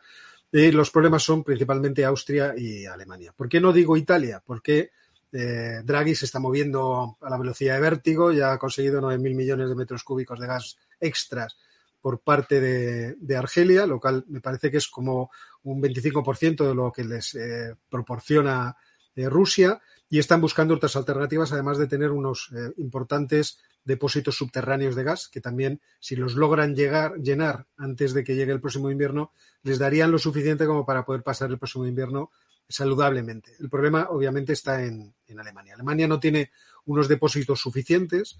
Me parece que consume como 90.000 millones de metros cúbicos de gas, quería llegar hasta 120.000 y la mitad de eso, o el 55%, porque aquí los datos es verdad que bailan según donde los mires, pueden ir desde el 40% hasta el 55%, lo que abastece Rusia a Alemania. Entonces, Alemania tiene el problema que no tiene regasificadoras, que ha cerrado el Nord Stream 1, perdón, el 2, el Nord Stream 1 sigue abierto y sigue llegando gas a través de Ucrania. El gas a través de Ucrania se ha duplicado. No está muy lejos de cuál es su nivel potencial, que me parece que era 120.000 millones de metros cúbicos, de estar en 40 o una cosa así, pero antes estaba en 20 y ha subido al doble. Entonces, efectivamente, Alemania es la que tiene el problema para el próximo invierno. ¿Cuál es la solución ingeniosa que se ha puesto sobre la mesa? Pues existen unidades de regasificación y almacenamiento flotantes, es decir, barcos que permiten hacer esa jugada, y han contratado uno de la empresa Mitsui, que es, como sabéis, uno de los conglomerados industriales japoneses, de los grandes conglomerados, uno de los principales Keiretsus que hay. Eso les abastecería aproximadamente de 10.000 millones de metros cúbicos, de 10 BCM, pero se queda muy lejos de lo que necesitan. Es decir, ellos tienen que sustituir por lo menos 50.000 millones de metros cúbicos de gas. Y eso está fastidiado. Y luego está lo que decía Daniel, es que las infraestructuras son las que son. O sea, evidentemente, que tú tienes una caldera de gas, ya te pueden intentar convencer de cualquier otra cosa, que va a haber otra fuente energética que tendrías que hacer el gasto extra para poder adaptarte. Y a corto plazo eso no es muy factible. Si lograran encontrar más regasificadoras flotantes, supongo que podrían darse la situación de que podrían intentar sustituir lo suficiente como para que en caso, por ejemplo, de que Rusia vetara la provisión de gas, pudieran sobrevivir al invierno. Porque todas estas cosas están ahora mismo en la marcha. Yo el otro día contaba que una parte del gas licuado que obtiene Italia lo obtiene de Nigeria. Pues hace 2 semanas y pico hubo un sabotaje contra el gasoducto nigeriano. O sea, que fueron otros quizá, pero vete tú a saber si aquí nos están jugando partidas por todas partes, porque al fin y al cabo estamos en guerra. Entonces, desde ese punto de vista, habrá que ver cómo intenta solucionar el problema Alemania. Pero sabemos que, además, ellos han manifestado desde el punto de vista político que nunca restringirían el gas a su población. Y, por lo tanto, sí lo harían al sistema productivo. Y es ahí donde, en los cálculos que publicaba el otro día el Bundesbank, los posibles escenarios que calculaban con los distintos modelos macroeconométricos, ya fueran de equilibrio general estocástico o estos que son semiestructurales, daban posibilidades distintas de crecimiento económico, teniendo en cuenta que las elasticidades a las que se refería Daniel tampoco están claras. ¿Cuál es la elasticidad de sustitución de una fuente energética respecto de otra? No es algo que está especialmente claro. Lo que pasa es que se supone que son muy bajas, son extremadamente bajas. Y entonces ahí el arco de posible bofetada pues iba desde el 5% de contracción en 2022 al 2,7% y contracciones en los 2 siguientes años, que podían ser o del 3% o del 4%. Es decir, es introducir a Alemania en una contracción económica muy fuerte, teniendo en cuenta que, siendo el motor económico europeo, los efectos de contagio y de derrame hacia las otras economías van a existir. Y luego estarían además los efectos inflacionarios, que también se supone que están adheridos y que podrían ir prácticamente hasta un 2% de incremento y que también afectarían al resto de los países europeos. Y luego estamos ahora mismo en un proceso en el que estamos viendo cómo se deprecia el euro respecto del dólar, con lo cual nuestras importaciones también se hacen más caras. Es decir, no se puede decir que la jugada no tenga su interés. O sea, si todo esto realmente estuvo en el plan inicial de Vladimir Putin, que contaba con que el efecto económico hacia Europa iba a limitar también las posibilidades de decisión de Europa respecto de la guerra, pues la verdad es que estuvo bien tirado. O sea, es una jugada inteligente. Sí, pero aún así las sanciones han llegado y la economía rusa está sufriendo. Sí, porque yo creo que eso era la parte que él, supongo que preveían que no se produciría con la intensidad que se ha producido. O sea, el rebote existe. O sea, el efecto de retroceso de las sanciones obviamente existe. Pero también, como se ve, las posibilidades. O sea, a mí no se me había ocurrido la existencia, bueno, y a casi nadie, entiendo que se les había ocurrido la existencia de las unidades flotantes estas de regasificación, de las cuales existen como 50 en el mundo, pero a finales de marzo de repente apareció la idea. Oiga, pero alguien debió decir, oye, yo tengo estos cacharros aquí parados, ¿por qué no me contratan uno? Luego, también es cierto que nosotros vamos a pujar por el gas licuado que hay por el mundo. Claro, y ya estamos viendo no va a haber más. Y estamos viendo el efecto que Pakistán está en peligro de tener que apagar sus centrales eléctricas. Y otros países pueden sufrir ese mismo destino. Bangladesh está en una situación parecida y Malasia también está en una situación parecida. Una última pregunta que os querría hacer es precisamente sobre algo de lo que hablábamos al principio.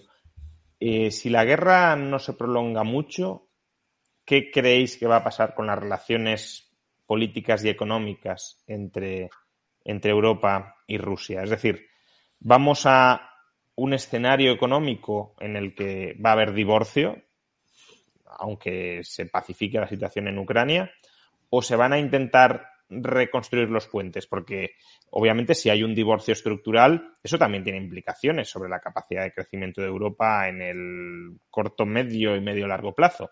Pero si se vuelven a tender puentes, pues por otro lado estamos alimentando económicamente a un oso que puede volver a golpear más adelante. Entonces, ¿qué perspectivas tenéis en esto? Decían que toda guerra cuando se inicia dicen que va a ser corta y luego nunca es corta. Entonces, no sé si el escenario es, ojalá sí sea corta, pero bueno, el tema es que en algunas de las cosas que estábamos diciendo, bueno, pues Europa tendrá que volver a una política energética un poco más centrada en la realidad. Es decir, Europa tendrá que volver a recuperar nucleares, Europa tendrá que volver a recuperar quizá carbón, que es algo complicado por todos los compromisos que se tienen, ¿no?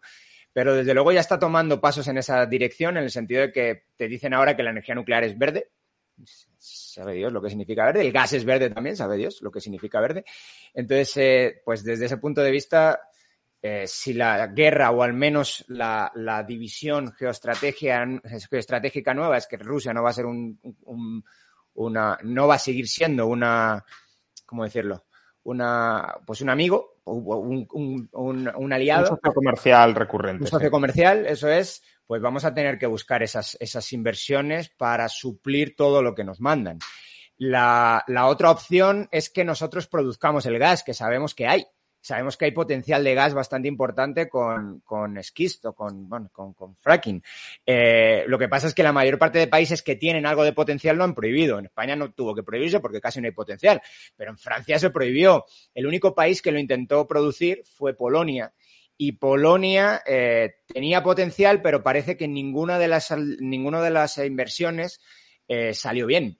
Entonces, es el único sitio donde se ha intentado. En cualquier otro lugar, y en Reino Unido. Cualquier otro lugar no han querido hacerlo. Entonces, ahora estamos sufriendo los problemas de de lo que se hizo años atrás. Ahora, el problema es un tema también de mezcla de economía y política. Porque la pregunta es ¿hacemos esas inversiones o no? Pero para saber si hago esas inversiones o no, tengo que saber cómo van a estar dentro de 5 o 10 años las relaciones entre Rusia y Europa. Y eso que no sé, es casi impredecible. Entonces, yo no sabría qué decir. Otro problema, por cierto, que no hemos hablado y ya con esto me callo, es el de los fertilizantes, que es un problemón también brutal, que no sé por qué lo tengo aquí ahora, he dicho, joder, no lo he hablado y tengo que hablarlo. Entre Rusia y Bielorrusia producen el 25% de los fertilizantes mundiales. El precio de los fertilizantes se ha ido a las nubes. No sé exactamente cuánto porque no hay un indicador claro de esto. Lo que yo me he fijado es en el precio de las acciones de las empresas que producen fertilizante fuera de Rusia o Bielorrusia. Y se ha disparado, un 50% en un año. Lo cual, evidentemente, no es un crecimiento de precio de un 50%, pero te da una idea de que, pues que desde luego les está yendo muy bien a esas empresas y probablemente están vendiendo mucho más que antes. Entonces, cuidado que el precio, el tema de la comida que hablábamos antes es un tema de corto plazo. Pues plantamos o no plantamos más, pues el año que viene a lo mejor ya lo solucionamos. Pero cuidado porque si el rendimiento se va al suelo porque no hay fertilizantes, puede ser un problema también a medio plazo. Óscar. No, muy de acuerdo. La verdad es que voy a atacar primero por esta vía de los fertilizantes. Es verdad que además tiene una dificultad añadida, es que esas empresas necesitan mucha energía. Y eso les está impidiendo también producir todo lo que quisieran, pero como el precio se ha disparado hasta las nubes, por la cosa efectivamente les está yendo muy bien. Por otra parte, respecto de los alimentos, ahora tenemos la dificultad de sacar la cosecha de este año de Ucrania. La pretensión que tiene el gobierno ucraniano es sacarla a través del tren. Y tiene, pues no sé cuántos miles de vagones parados en la frontera tratando de sacarlo por Polonia, por Eslovaquia o por Rumanía.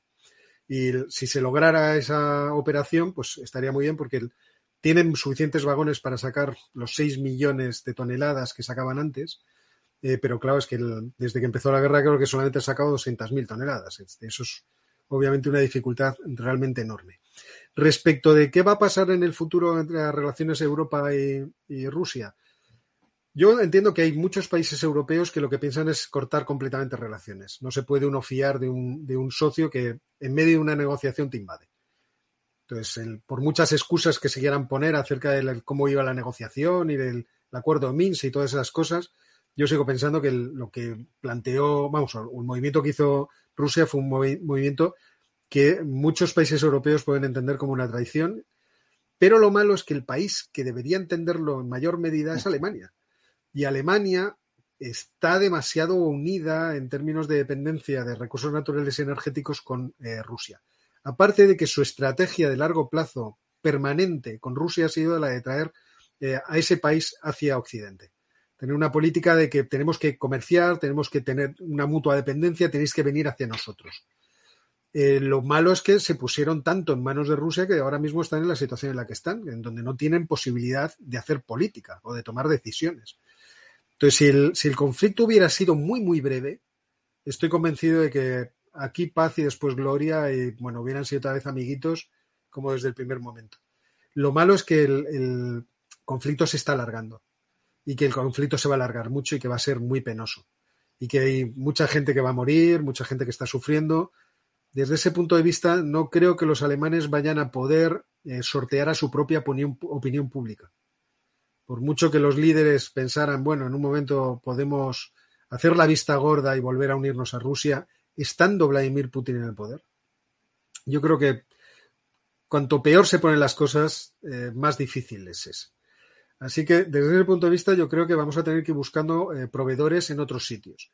La dificultad, no es la pena. La dificultad es que nuestros proveedores en el sur son países que son inestables en términos políticos y que poder atraer todas las riquezas que hay en África hacia Europa es difícil por el grado de, ¿cómo decirlo?, de subdesarrollo político, económico y de todo tipo que existen en esos países. Nos hemos resistido durante mucho tiempo a tener una relación económica que les pudiera favorecer, principalmente porque sus productos agropecuarios eran demasiado baratos.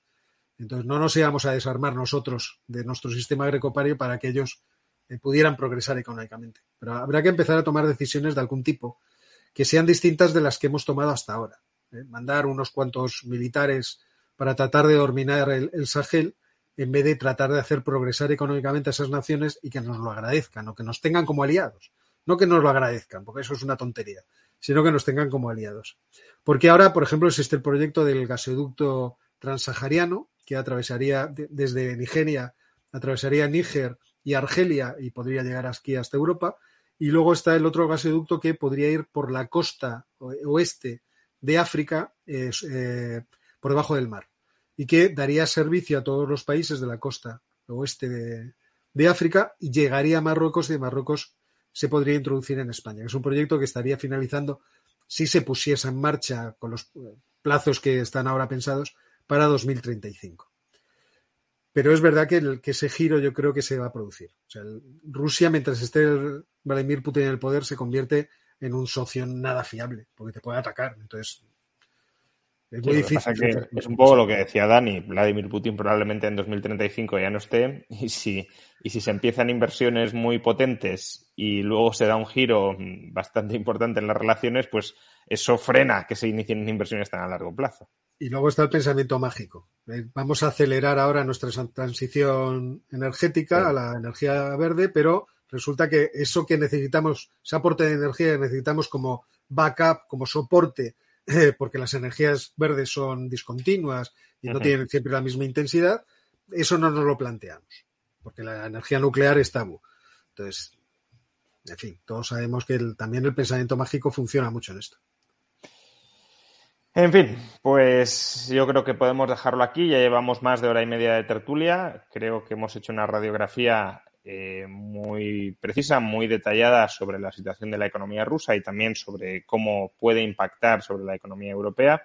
Os agradezco mucho vuestra presencia y vuestros comentarios iluminadores. Y nada, os voy a ir despidiendo. Muchas gracias, Óscar Vara, amigo del canal, profesor de la Universidad Autónoma de Madrid. Espero verte pronto en otra ocasión. Ojalá. Muchas gracias por la invitación y un saludo, Daniel. Un fuerte abrazo. Hasta otra. Y también despido a Daniel Fernández, profesor de la Universidad Francisco Marroquín, también amigo del canal, con su propio canal de YouTube para quienes lo queráis seguir. Muchas gracias por todo lo que nos has contado hoy. Nada, gracias a ti. Ya sabes, Juan, yo encantado de estar por aquí siempre. Un abrazo fuerte. Nada, te volveré a llamar, claro que sí. Y nada, a todos vosotros, pues muchas gracias por vuestro tiempo. Ahora llega, por cierto, un superchat, cosa que agradezco por el interés que demostráis muchos en el canal y en apoyarlo para que continúe. Lo dicho, muchas gracias a todos por vuestra asistencia, por vuestros comentarios, por vuestro seguimiento. Hemos llegado a 2.500 espectadores en directo. Y nada, simplemente recordaros, como ya he hecho al principio, que esta tertulia macroeconómica, que también celebraremos mensualmente con puntualidad mensual en mayo, es una tertulia impulsada por el broker británico IG. Broker que os animo a consultar por si os interesa operar a través de él, pero que además en esta ocasión os quiero recomendar especialmente que os apuntéis, lo habéis tenido durante toda la tertulia en movimiento, que os apuntéis a las jornadas online de Efecto Trading, son las 7ª que celebran, porque podréis asistir a mesas redondas y a charlas que espero despierten vuestro interés. Una de ellas, por cierto, es una en la que participaré yo mismo con Daniel Lacalle. Nos vemos próximamente. Tendremos varios directos la próxima semana. Ya os iré haciendo el anuncio, pero ya os adelanto que esta semana entrante nos volveremos a ver en más de una ocasión en directo. Hasta entonces.